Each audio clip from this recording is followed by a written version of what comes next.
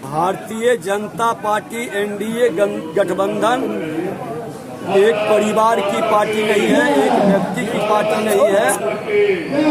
ये सामूहिक नेतृत्व की पार्टी है और सामूहिक नेतृत्व जब निर्णय लेता है तो लोग स्वीकार नहीं करते, स्वागत करते हैं। और भारतीय जनता पार्टी एनडीए गठबंधन स्वागत किया है।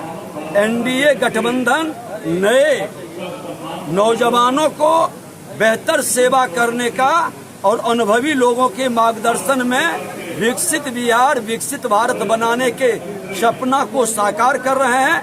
इसलिए गलतफहमी में न रहें। आज हमारे डबल इंजन की सरकार मोदी जी और नीतीश जी ने जनता के सामने जो वादा किया कि हम विकसित बिहार बनाएंगे, आज सुशासन से हर बिहारी की समृद्धि और विकसित बिहार के सपना को साकार करने के लिए पूरा एनडीए गठबंधन एकजुटता के साथ काम करेगा और मिल करके बिहार के गौरव गाथा को बढ़ाएगा। तो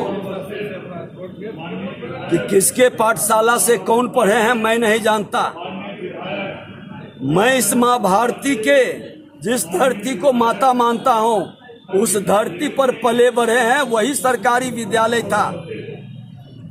मैं भी शिक्षक पुत्र हूँ और सब व्यक्ति जो ज्ञान प्राप्त करते हैं उस ज्ञान का राष्ट्र के प्रति समर्पित, समाज के प्रति सामाजिक सद्भाव और सबका साथ सबका विकास का जब मंत्र ग्रहण कर लेते हैं तो उसके बाद सारा पाठशाला की पढ़ाई खत्म। एक मंत्र सिर्फ जिसके दिमाग में आ गया, गुरु मंत्र लेते हैं। तो राजनीतिक गुरु मंत्र जिन लोगों ने ले लिया, हमारे देश के प्रधानमंत्री नरेंद्र मोदी जी का सबका साथ सबका विकास, ये गुरु मंत्र जो ले लिया वो किसी भी पाठशाला के पाठ को याद नहीं रखेगा। राजेंद्र राजा जी, प्रेम शंकर जी, अनुराग विक्रम जी, कुंदन भारती जी, नीरज नवीन जी, सुमित सन्नी जी, वीरेश जी, शुभम जी। मित्रों, समय का अभाव है। मैं 4 बातों को मेरा सौभाग्य रहा कि मैं आज भामाशाह के चित्र मूर्ति पर माल्यार्पण कर उस समय शोभा यात्रा कहें या उनके मानने वाले लोगों का यात्रा कहें या राष्ट्र रक्षकों की यात्रा कहें, मैंने उसको रवाना किया और फिर मैं चला गया। यही था, 11:30 बजे यहां से मैं निकल के गया हूं।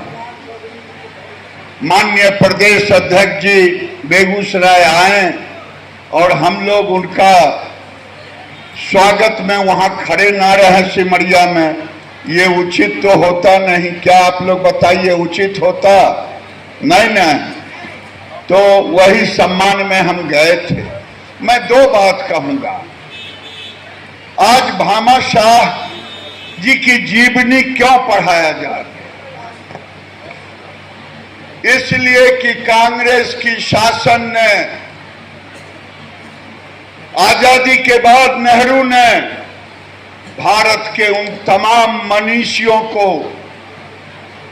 जिन्होंने देश को मुगलों से, अंग्रेजों से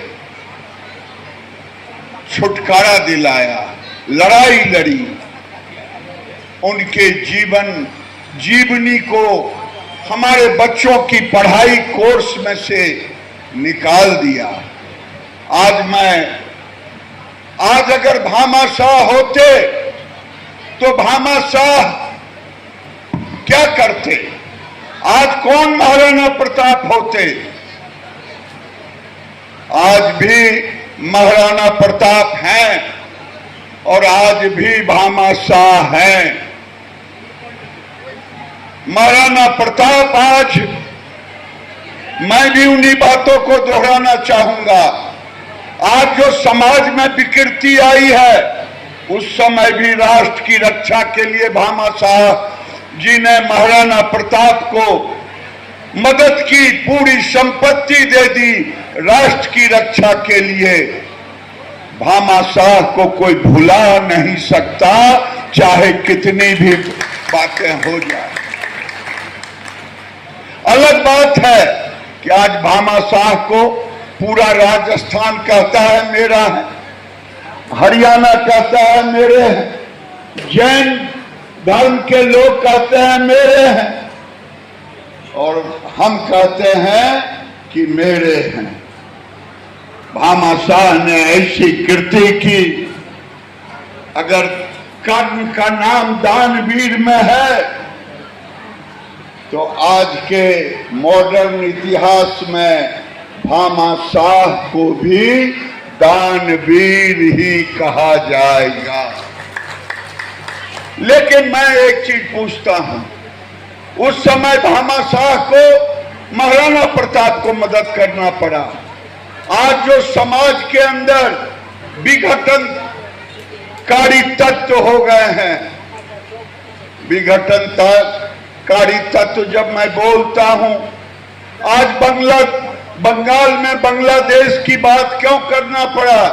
वोट की लालच में, चाहे कांग्रेस हो, चाहे कम्युनिस्ट हो, चाहे ममता बनर्जी हो, जैसे लोगों ने भारत को वोट की लालच में भारत को मुसलमानों के हाथ में गिरवी रखने का काम किया, वो मुसलमान जो बांग्लादेशी थे, वो मुसलमान जो रोहिंग्या थे, आज इसी बिहार में बांग्लादेशी घुसपैठियों को कांग्रेस की राज में बसाया गया।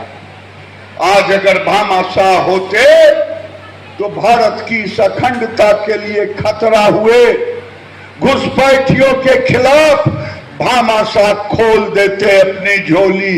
आओ महाराणा प्रताप, इन गद्दारों को भारत से निकालो। आज जरूरत है भारत में अखंडता, एकता को एक करने की।